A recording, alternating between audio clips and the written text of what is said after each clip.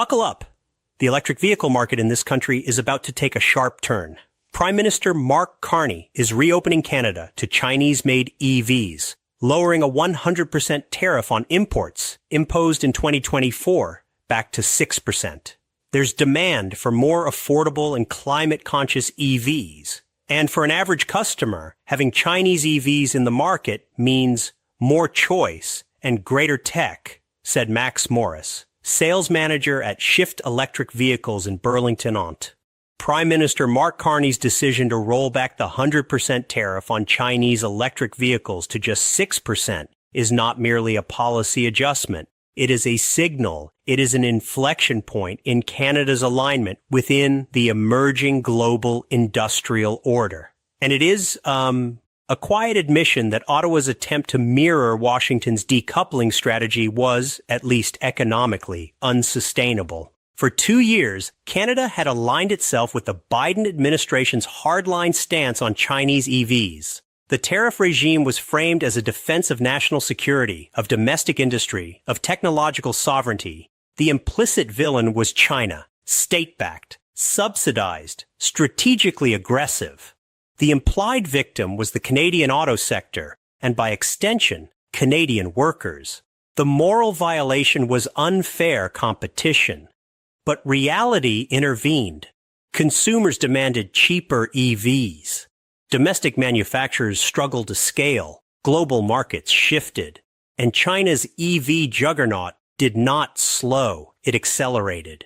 Now, Canada is reopening the gate up to 49,000 Chinese-made EVs per year initially, rising to roughly 70,000 within 5 years. Carney frames this as marginal, less than 3% of the market. But strategically, this is not about volume. It is about precedent, alignment, and the recalibration of Canada's position between two competing industrial blocs, the United States and China. And before we go deeper, if you value this kind of high-resolution geopolitical analysis, if you want to understand not just what is happening, but why power is shifting beneath the surface, subscribe to the channel, like this video, and share it with others who need to see beyond the headlines. This is not about clicks. It's about clarity in an era of strategic fog.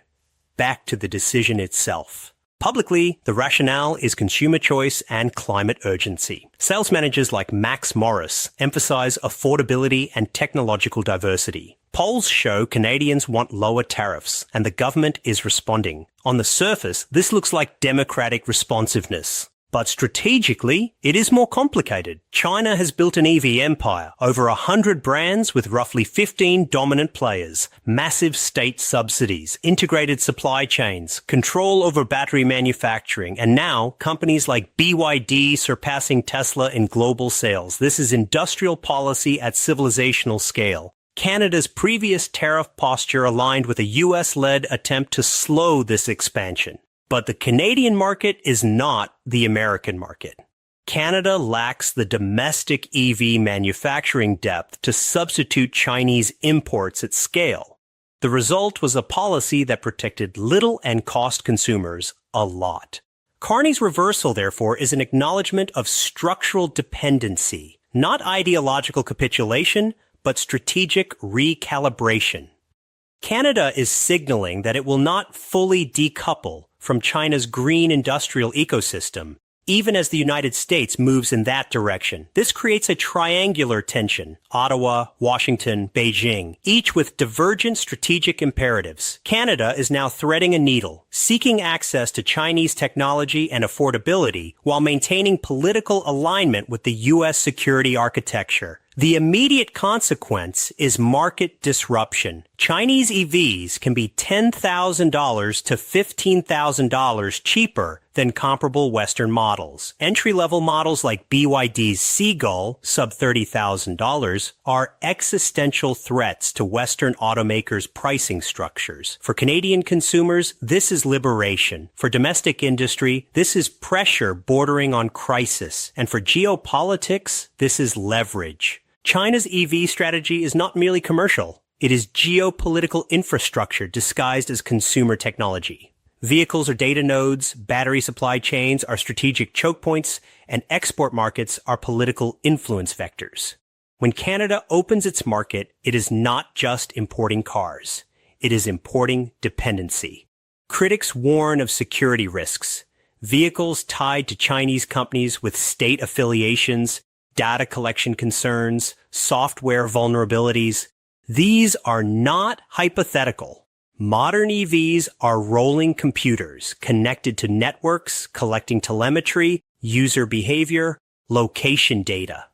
In a world where cyber and kinetic domains are converging, every imported system is a potential vector. But the Canadian government is betting that regulatory frameworks can mitigate these risks, that compliance checks, data localization rules, and cybersecurity audits can create a buffer. The problem is asymmetry. China's state capitalist model allows rapid scaling, vertical integration, and strategic patience. Western regulatory systems are slower, fragmented, politically contested. Adesu Lashitu's observation about BYD operating its own cargo ships is revealing. This is not just manufacturing, it is logistics sovereignty. China is reducing friction across the entire supply chain, compressing time to market and bypassing traditional choke points. When vehicles can arrive within weeks, the tempo of market disruption accelerates beyond traditional policy cycles. Canada's willingness to streamline regulatory clearance to avoid retaliatory tariffs on canola and other exports reveals the deeper game. Trade policy is now reciprocal hostage-taking. Lower tariffs on EVs are not just about cars. They are bargaining chips in a broader economic détente. China easing tariffs on Canadian agricultural products is the counteroffer. This is transactional geopolitics. Climate policy becomes trade leverage. Consumer affordability becomes diplomatic currency. The Abacus data poll showing 53% support for lower tariffs and 29% for no tariffs indicates democratic legitimacy.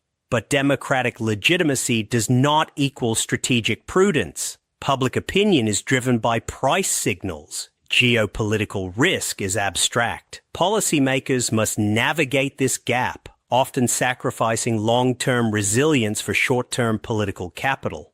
Canadian automakers now face a structural dilemma: compete with subsidized Chinese imports or reposition into higher-margin niches. Used EV markets will expand as consumers churn. This could accelerate EV adoption, helping climate targets. But it also risks hollowing out domestic manufacturing unless accompanied by aggressive industrial policy. Carney's move suggests a pivot from protectionism to managed integration. Canada will not isolate itself from China's green tech ecosystem. It will attempt to coexist while hedging security risks. This is a middle power strategy in a bifurcating world. But Washington may not be pleased. U.S. policy has been moving toward strategic decoupling. Canada's divergence could strain industrial coordination within North America. Integrated supply chains under USMCA assume shared policy trajectories. A flood of Chinese EVs into Canada could create backdoor access concerns, even with tariff barriers and origin rules. The short-term winners are consumers, Chinese manufacturers, and Canadian importers.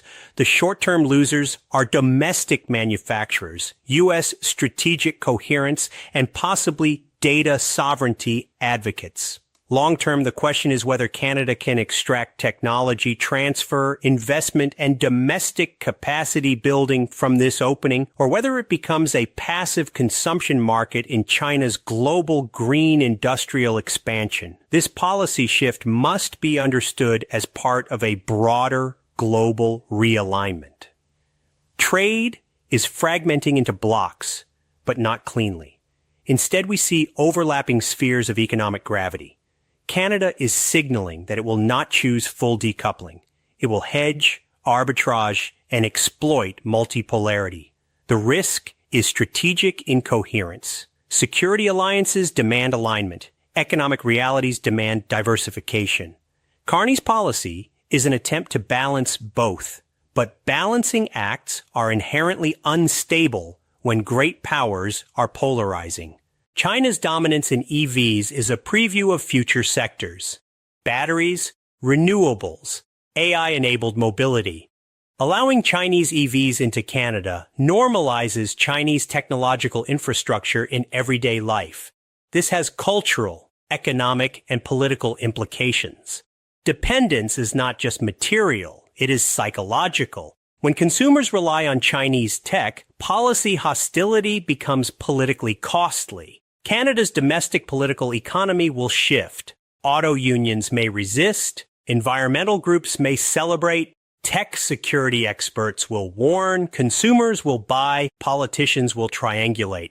In the short term, EV adoption accelerates, prices fall, climate metrics improve. In the medium term, domestic industry either adapts or contracts. In the long term, Canada's industrial sovereignty becomes a question mark unless paired with massive domestic investment. Carney's decision is not surrender, but it is not defiance either. It is pragmatic hedging in a world where ideological purity is expensive. The real battle is not tariffs. It is industrial capacity, data control, and geopolitical leverage. China understands this. The United States understands this. Canada is learning it in real time. And so, the reopening of Canada's market to Chinese EVs is not a footnote. It is a strategic signal that in the emerging green industrial order, even close U.S. allies are recalculating. The era of clean binary alignment is over. The era of pragmatic multipolarity has begun. And that may be the most consequential shift of all.